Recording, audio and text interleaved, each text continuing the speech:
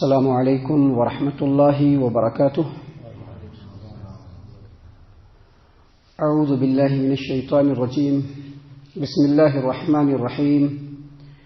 اتبعوا ما انزل الیکم من ربکم ولا تتبعوا من دونه اولیاء قلیلا ما تذکرون.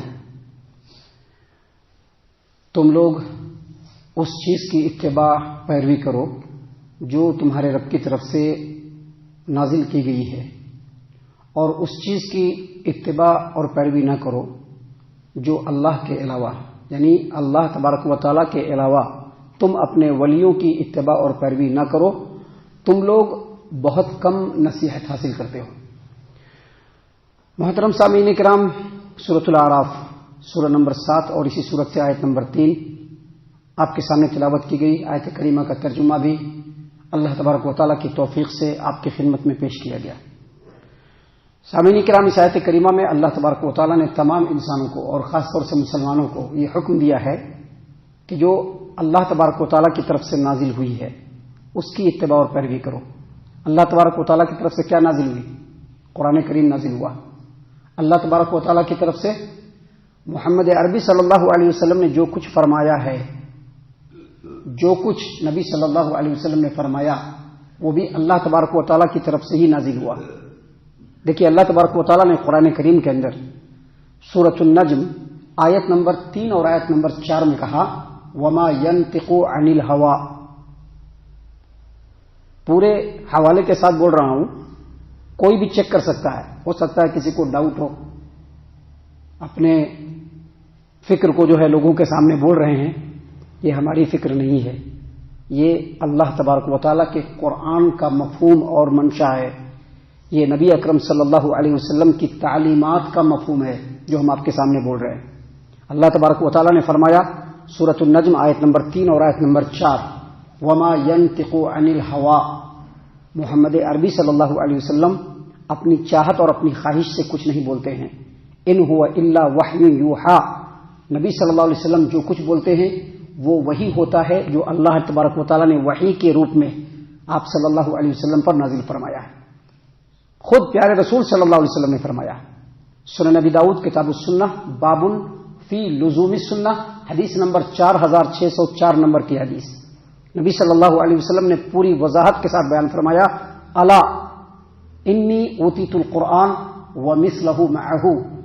میری امت کے لوگوں آگاہ ہو جاؤ، خبردار ہو جاؤ. تم لوگوں کو اچھی طریقے سے معلوم ہو جانا چاہیے، کان کھول کر کے سن لو. مجھ کو قرآن کریم بھی دیا گیا ہے، اور قرآن کریم کے مثل، بالکل اس طرح سے قرآن کریم کے مثل، قرآن کریم کے مثل بھی ایک چیز دی گئی ہے. اور قرآن کریم کے مثل جو چیز نبی صلی اللہ علیہ وسلم کو دی گئی، عام محدثین اور شارحین نے یہی کہا ہے کہ اس سے مراد اللہ کے رسول صلی اللہ علیہ وسلم کی احادیث مبارکہ ہے جو نبی اکرم صلی اللہ علیہ وسلم نے اپنی امت کی تعلیم اور تربیت کرتے ہوئے بیان فرمایا، اور جس کو صحابہ کرام رضی اللہ عنہم نے محفوظ فرمایا، اور بعد میں تبع تابعین اور محدثین یہاں تک ہوتے ہوئے ہم تک کتابوں کی شکل میں آج کے ڈیٹ میں بالکل محفوظ ہے. کچھ بھی اس کے اندر اپنی طرف سے عیب نہیں کیا گیا ہے. سامعین کرام، اس آیت کریمہ میں اللہ تبارک و تعالیٰ نے اسی بات کی طرف اشارہ فرمایا ہے کہ جو تمہارے رب کی طرف سے نازل ہوئی ہے اس کی اطاعت کرو، اس کی پیروی کرو، اس کی اتباع کرو، اور اللہ تبارک و تعالیٰ کے علاوہ اپنے دوسرے ولیوں کی اتباع مت کرو. اتبعوا ما انزل الیکم من ربکم ولا تتبعوا من دونه اولیاء. جو تمہارے رب کی طرف سے نازل کی گئی ہے اس کی اتباع اور پیروی کرو، اور اپنے رب کو چھوڑ کر دوسرے ولیوں کی اتباع اور پیروی نہ کرو. اس سے یہ سمجھ میں آتا ہے کہ ایک مسلمان کے لیے ضروری اور لازم یہی ہے کہ وہ اللہ تبارک و تعالیٰ کے کلام قرآن کریم کی اطاعت کرے، نبی اکرم صلی اللہ علیہ وسلم کی تعلیمات کی اطاعت کرے. اس کے علاوہ کسی بھی چیز کی اتباع کرنا، کسی بھی چیز کی پیروی کرنا اس کے لیے ضروری نہیں ہے، بلکہ اس کے علاوہ کا انکار کرنا، ڈینائی کرنا اس کے لیے ضروری ہے. اللہ تبارک و تعالیٰ کے رسول صلی اللہ علیہ وسلم کے زمانے سے پہلے مکہ کے اندر خاص طور سے جو اس وقت کے نجومی ہوتے تھے، جو اس وقت کے کاہن ہوتے تھے، ان کی باتوں کو بڑی اہمیت دی جاتی تھی. یہاں تک کہ اگر وہ کسی چیز کو حلال کہہ دیتے تھے یا کسی چیز کو حرام کہہ دیتے تھے، ان کی بات کو سند مانی جاتی تھی اور اس کو ایکسپٹ کر لیا جاتا تھا. اللہ تبارک و تعالیٰ نے اس آیت کریمہ میں اس کا انکار کیا اور کہا کہ مسلمانوں کو بھی اس کا انکار کرنا ضروری ہے. آیت کریمہ کی مختصر تشریح کے بعد اس آیت کریمہ کے تعلق سے کچھ اور باتوں کو بھی سمجھ لینا ہم مسلمانوں کے لیے ضروری ہے.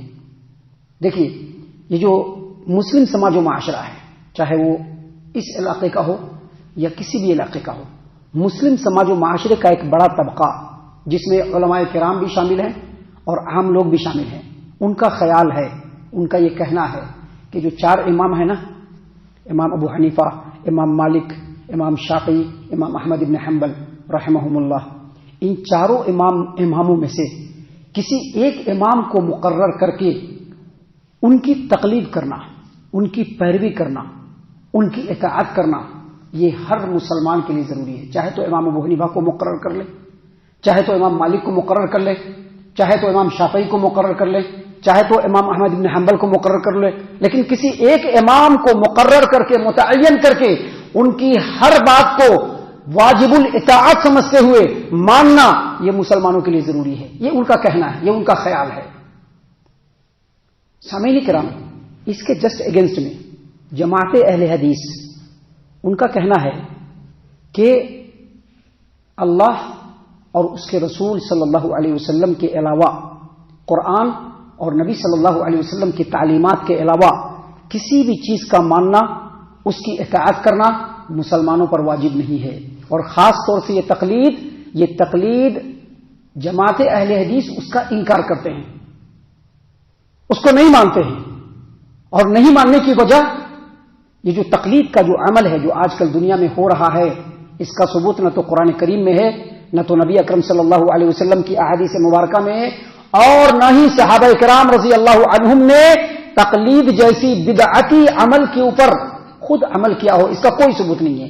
اس لیے جماعت اہل حدیث کا کہنا ہے کہ یہ جو تقلید کیا جا رہا ہے آج کے ڈیٹ میں، شرعی نقطہ نظر سے یہ بالکل جائز نہیں ہے. اور جماعت اہل حدیث کی بات بالکل اسی آیت کریمہ کے مطابق ہے. دیکھیے اس آیت کریمہ میں اللہ تبارک و تعالیٰ نے کیا کہا؟ اس آیت کریمہ میں اللہ تبارک و تعالیٰ نے کلیئر کہا، اللہ تبارک و تعالیٰ نے یہ نہیں کہا کہ 4 امام کو ہم بعد میں نازل کریں گے.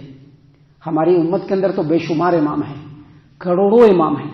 ان 4 اماموں سے بھی بڑھ کر کے علم و فضل میں نبی اکرم صلی اللہ علیہ وسلم کی امت کے اندر بہت سارے امام ہیں، لیکن قرآن کریم میں یا نبی صلی اللہ علیہ وسلم کی احادیث مبارکہ میں آپ کو کہیں پر بھی یہ بات نہیں ملے گی کہ اللہ تبارک و تعالیٰ نے 4 امام کو نازل فرمایا اور 4 اماموں کو مقرر کر دیا اور مسلمانوں کے اوپر یہ لازم کر دیا کہ ان 4 اماموں سے کسی ایک امام کو لازم پکڑو اور ان کی بات کے پیچھے چلتے رہو.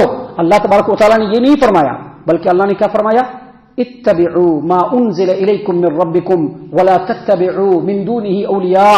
دیکھو مسلمانوں، دیکھو لوگوں، جو تمہارے رب کی طرف سے نازل کی گئی ہے اس کی اتباع اور پیروی کرنا، اپنے رب کو چھوڑ کر اپنے دوسرے ولیوں کی سے مراد، مفسرین نے کہا کہ سے مراد پیشوا، جو بڑے بڑے علماء ہوتے ہیں، جو بڑے بڑے سید ہوتے ہیں، جو بڑے بڑے مفتی ہوتے ہیں، جو بڑے بڑے امام ہوتے ہیں، اس سے مراد وہی لوگ ہیں.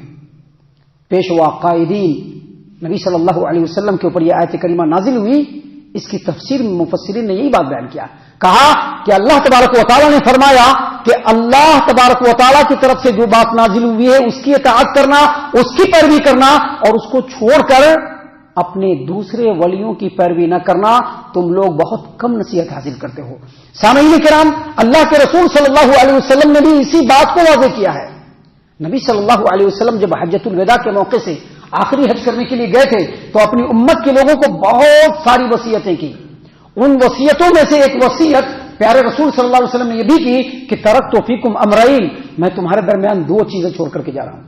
یہ نہیں کہا کہ میرے بعد 4 امام آئیں گے، ان 4 اماموں میں سے کسی ایک امام کو مقرر کر لینا اور ان کی ہی پیروی کرتے رہنا، یہ نہیں کہا، بلکہ اپنی امت کو جو آخری وصیتیں کی ان وصیتوں میں سے ایک وصیت یہ کیا کہ ترکت فیکم امرین، میں تمہارے درمیان 2 چیزیں چھوڑ کر کے جا رہا ہوں.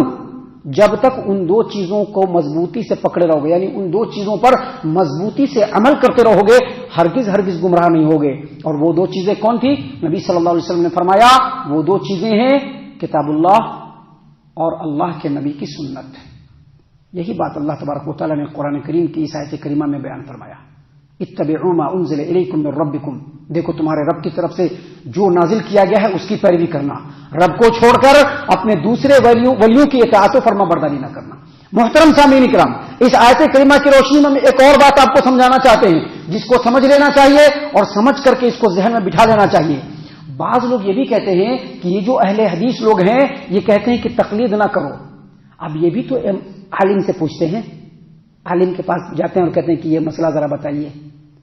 یہ کہتے ہیں، یہ اعتراض کرتے ہیں کہ کہتے ہیں کہ ہم لوگوں کو تقلید نہیں کرنا چاہیے، اور یہ لوگ خود عالموں کے پاس جاتے ہیں، ان سے مسئلے مسائل پوچھتے ہیں، جیسا مسئلہ عالم بتلاتے ہیں ویسا عمل کرتے ہیں، تو کیا یہ تقلید نہیں ہوا؟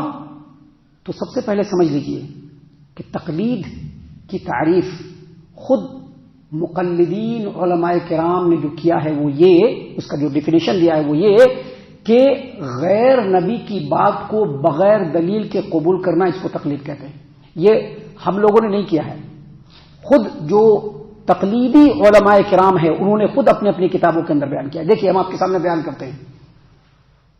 دیوبندیوں کے حکیم الامت مولانا اشرف علی تھانوی دیوبندی، بہت نام ہے، بہت مشہور ہیں، بہشتی زیور انہی کی لکھی ہوئی ہے۔ مولانا اشرف علی تھانوی دیوبندی، ان کی کتاب ہے ملفوظات حکیم الامت، والم نمبر 3 پیج نمبر 159، ملفوظات نمبر 228۔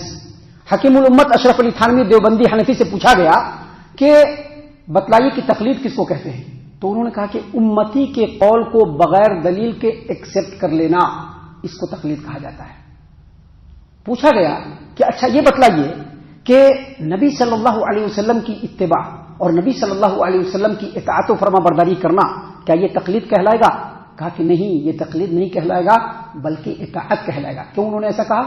کیونکہ نبی کی بات دلیل ہے اور نبی کے علاوہ دوسروں کی بات دلیل نہیں ہے۔ نہ ابو حنیفہ کی بات دلیل ہے رحمہ اللہ، نہ امام مالک کی بات دلیل ہے رحمہ اللہ، نہ امام شافعی کی بات دلیل ہے رحمہ اللہ، اور نہ ہی امام احمد بن حنبل کی بات دلیل ہے رحمہ اللہ، اور کسی کی بھی بات نبی کو چھوڑ کر کے دلیل نہیں۔ اسی لیے اشرف علی تھانوی دیوبندی جب ان سے پوچھا گیا کہ نبی کو ماننا کیا تقلید کہلائے گا، کہ نہیں وہ اطاعت کہلائے گا۔ آپ اس سے سمجھ سکتے ہیں، آپ اس سے سمجھ سکتے ہیں کہ علماء کرام نے اور خاص طور سے تقلیدی علماء کرام نے اس بات کو واضح کیا ہے کہ تقلید کہتے ہیں کہ امتی کے قول کو بغیر دلیل کے ماننا۔ اب اگر امتی کے قول کو دلیل کے ساتھ مانیں گے تو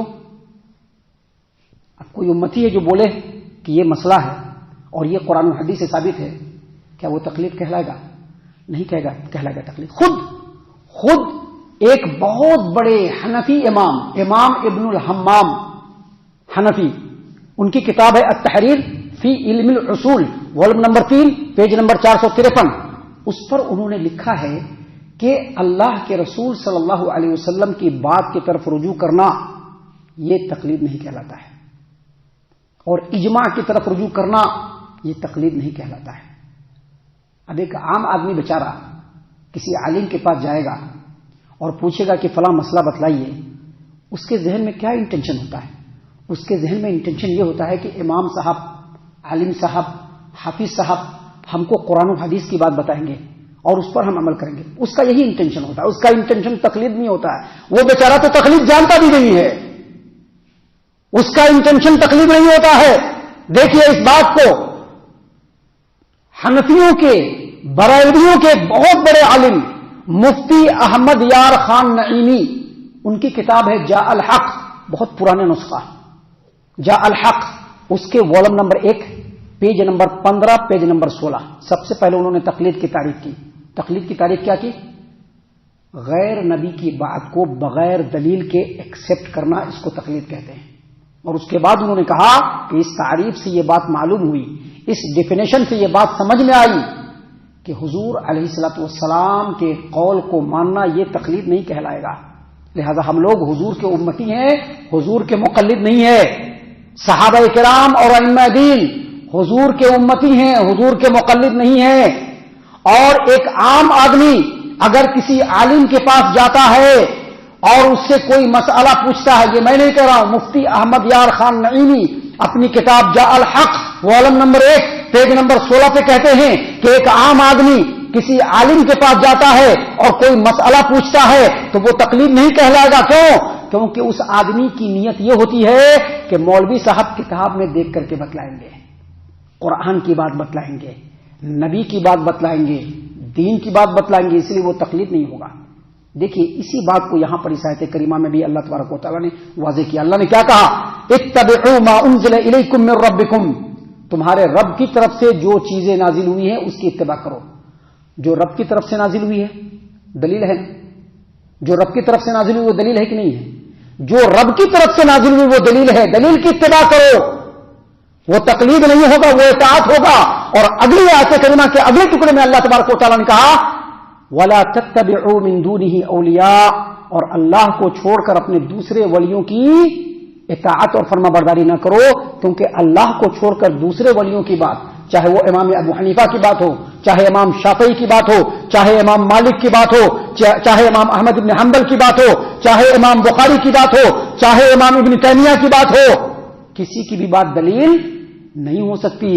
اگر ان لوگوں کی بات بغیر دلیل کے مان لیے اسی کو تقلید کہا جائے گا. اللہ نے اسی چیز سے روکا ہے, اطاعت کرنے کا حکم دیا ہے, تقلید سے روکا ہے. اور دوسرے لفظوں میں اس آیت کریمہ میں تقلید اور اتباع اور اطاعت کے درمیان ایک زبردست اور بہترین فرق کو بتلا دیا گیا ہے تاکہ عام لوگ بھی سمجھ لیں. اور اس کے بعد اخیر میں اللہ نے کہا قلیلا ما تذکرون, تم لوگ بہت کم سمجھتے ہو, لہذا اس پر غور کرو. اور جو سلف صالحین کی راہ ہے, جو صحابہ کرام کی راہ ہے, اس راہ کو اختیار کرتے ہوئے اللہ اور اس کے رسول کی اطاعت و فرما برداری کو لازم پکڑ لو. ہم اللہ تعالیٰ سے دعا کرتے ہیں کہ اللہ تعالیٰ ہم تمام کو ان تمام باتوں کے اوپر خوب غور و فکر اور تدبر کرنے کے ساتھ ساتھ ان باتوں کے اوپر عمل کرنے کی بھی توفیق عنایت فرمائے, آمین. اللہ تعالیٰ ہم تمام کو صحیح معنوں میں پکا سچا مومن مسلمان بنائے, اللہ اور اس کے رسول صلی اللہ علیہ وسلم کی اطاعت و فرما برداری کرنے والا بنائے, صحابہ کرام رضی اللہ عنہم کے طریقے پر چلنے والا بنائے, جنت الفردوس میں جگہ عطا فرمائے. اے اللہ ہم تمام کو جہنم سے پناہ دے, اے رب العالمین ہم تمام کو جہنم سے پناہ دے, اے مالک الملک ہم تمام کو جہنم سے پناہ دے, آمین یا رب العالمین. وما علینا الا البلاغ المبین.